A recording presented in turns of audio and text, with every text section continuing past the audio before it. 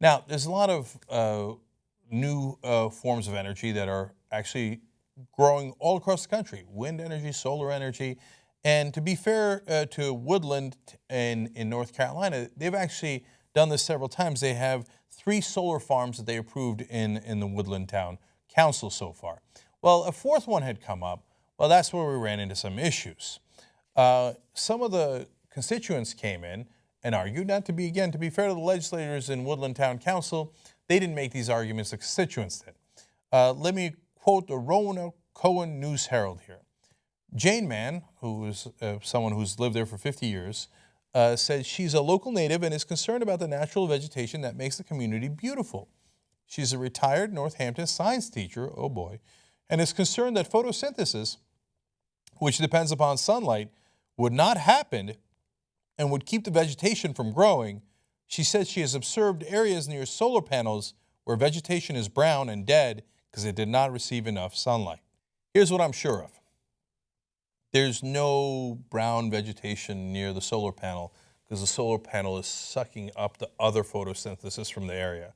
Like, oh no, you sunlight, you're not going over there. Solar panel's grabbing you. No, the solar panel's for the sunlight that hits the solar panel.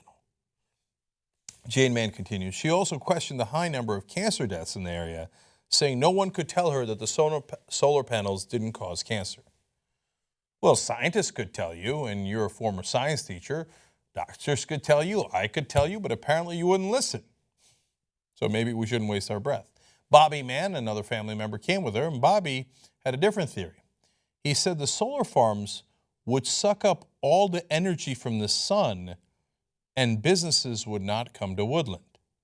Now, those are 2 different theories, to be fair, put bizarrely in the same sentence. I don't know why businesses wouldn't come to Woodland if there are a lot of solar panels.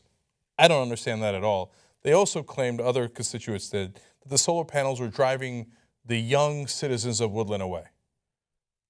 I didn't know millennials were anti-solar panels. Had no idea.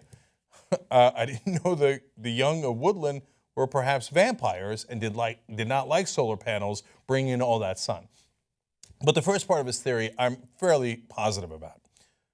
He said the solar farms would suck up all the energy from the sun. I'm sure the sun's going to be okay. Company representatives had to come in. Now, this is Strata Solar Company that's arguing for the 4th solar farm. And they had to bother saying this, quote, the panels don't draw additional sunlight. They only draw the sunlight that falls on them. Okay, now they heard from concerned constituents who appear to not have their science exactly right, and they heard from company representatives, to be fair, right? But also the science on this is not overly complicated. I'm pretty sure the sun has not been drained of all its energy because of all the solar panels around the world. And so how did the vote come out? I mean, this is a reasonable town council. They had other solar farms in there. The vote on the solar panels this time around, 3-1 against. Sorry, no more solar panels in Woodland County or Woodland Town. Those arguments were persuasive. Okay, well, thank God Woodland Town did not put up any more solar panels. Otherwise, none of us might be able to use the sun anymore. Thank you, Woodland. Young Turks.